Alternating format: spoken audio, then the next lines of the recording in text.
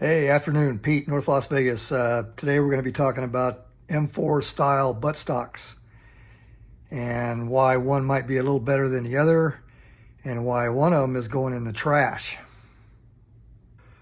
Okay, so this one on the bottom is made by Prudent American Technologies, and it has a cage code of 8FW25, and my research shows that Colt also uses these, so this cage code here can be a supplier for Colt.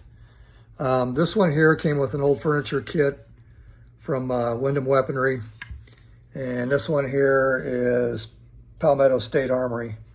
So the first thing I thought we would talk about is the differences in the sling, how the slings are attached. On this one here, let's just call it Colt. You can see this area is enclosed here, which captures the sling so that this sling loop can't really rotate. The next best design here is on the Wyndham Weaponry, and even though this isn't enclosed, what they did was they made this a close enough tolerance up here at the top to where it meets the plastic, so this can't move very much either.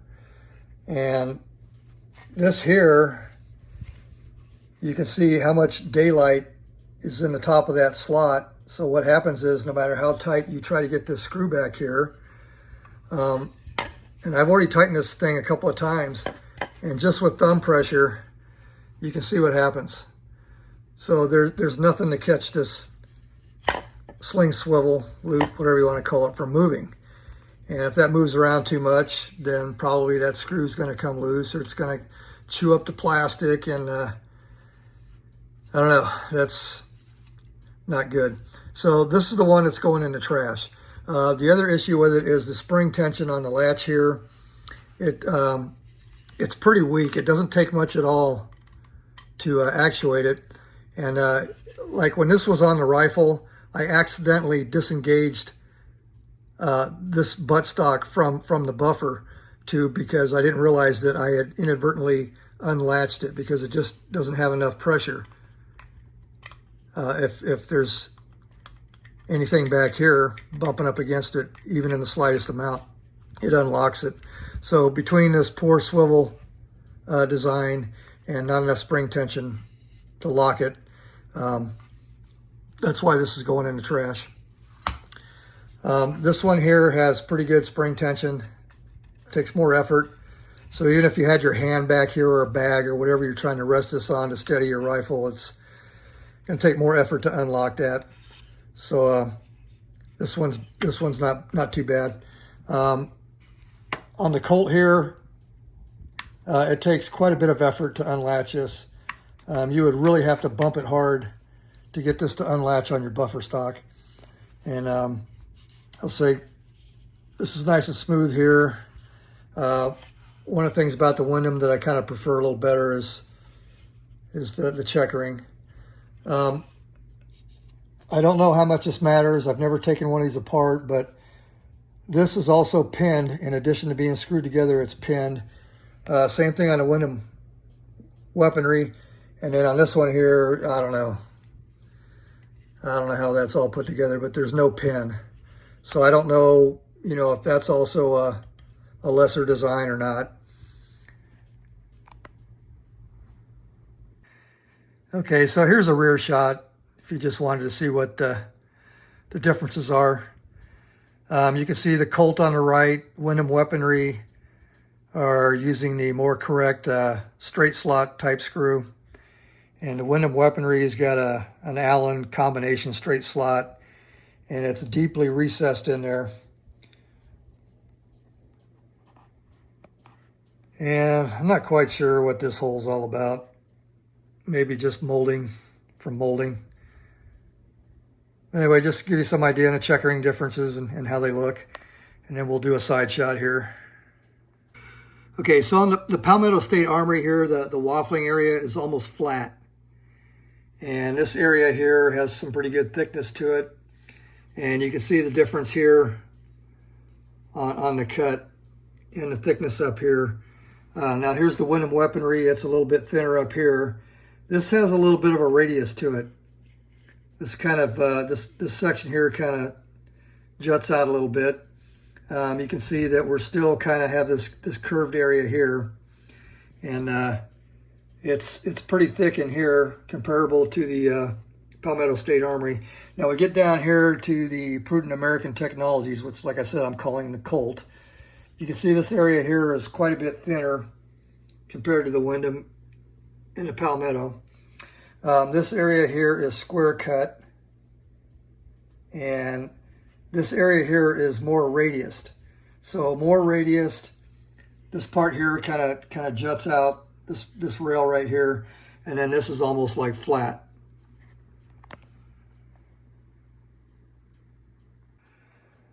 Okay, so here's the difference on the bottom.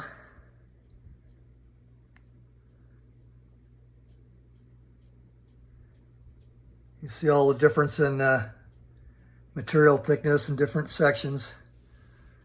You might have also noticed that the one I'm calling a Colt seems to be a little bit shorter. Looks like the Wyndham is the tallest in the middle there. And then when we come over the top, we can see the differences.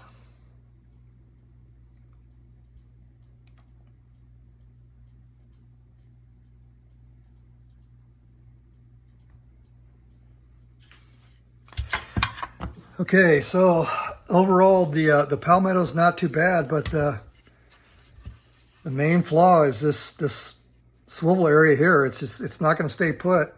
It doesn't matter how tight you get that. I've tried tightening this, and what happens is, let's see if I can get a good view.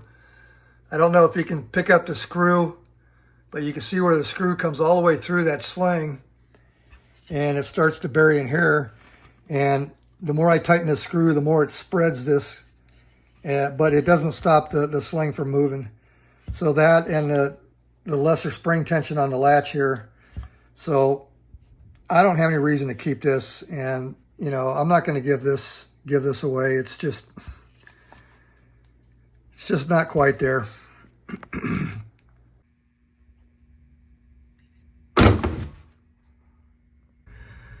Okay, so next up on the left here is a Sons of Liberty A2 grip that I got through Brownells, and this is a Cavalry Arms. Now I don't know a whole lot about Cavalry Arms. But I thought I'll give one a try and just see what it's about. Well, the minute I picked this thing up, I could tell something wasn't right. It didn't feel right. So a little further investigation, and I'll show you what I discovered. Okay, so the Cavalry Arms is up front, and the Sons of Liberty is in the back. And as I come up, you're going to see that there's a height difference. The Sons of Liberty sticks up about probably a good 1/4 of an inch taller. And it may not look like much, but I'm telling you, when you put these grips in your hand, you can feel the difference, because there's something else going on here on these dimensions also between the two. But that's not the main issue. I'll show you what the main issue is. I'm going to try to show you just how poor of a fit this Cavalry Arms is. It is super loose. I mean, it's bad. I've never seen one this bad before. I've put together a lot of rifles, and I've never seen a handle this loose. I mean, it's freaking ridiculous.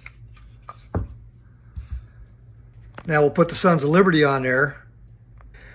All right, I'm gonna try to install this on camera.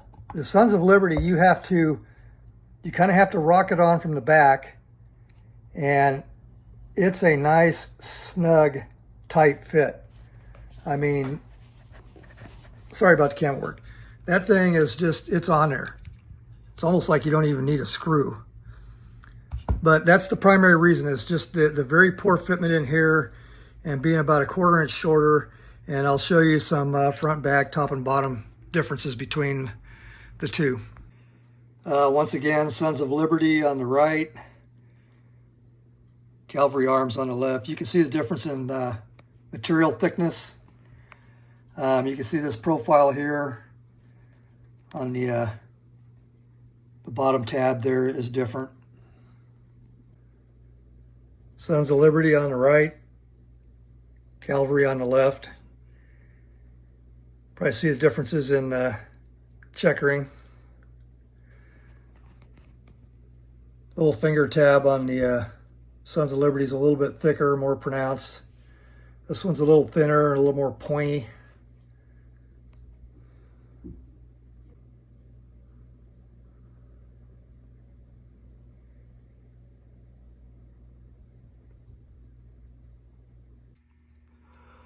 Okay, Brownells, Cavalry Arms.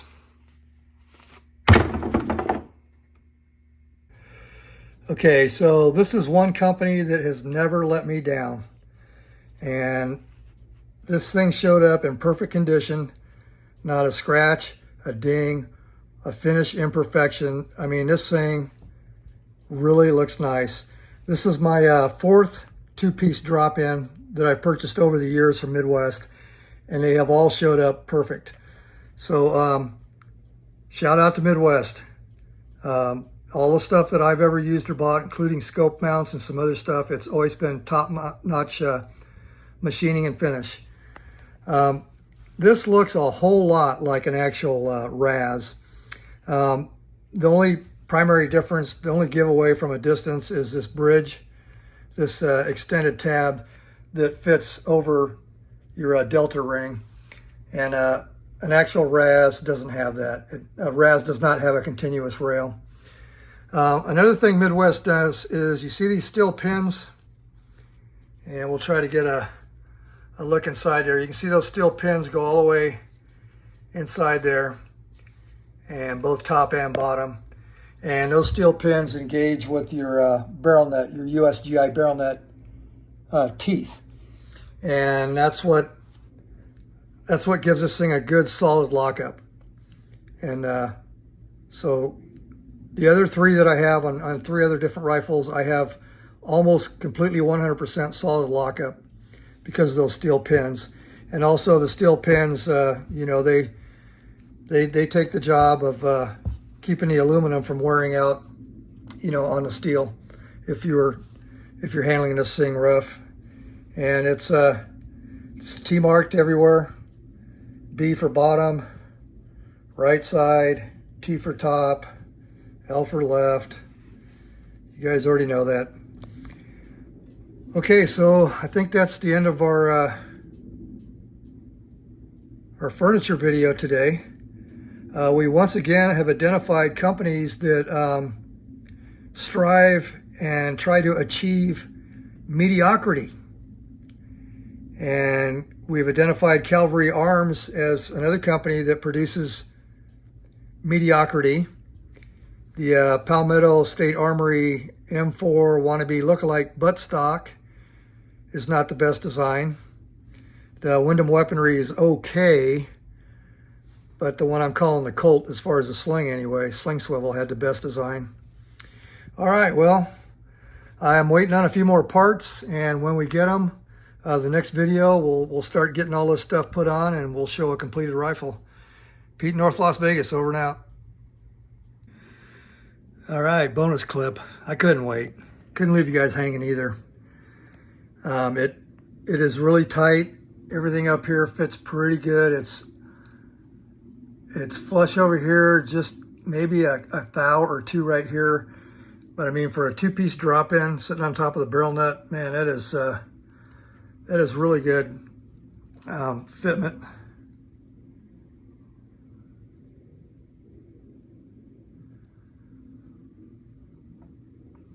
Very, very solid lockup. I tried grabbing a hold of just the upper and turning this, and it doesn't move at all. It's a solid lockup. It went in tight, and so pretty happy with the Midwest. All right, Pete, North Las Vegas, still waiting on other parts. Over and out.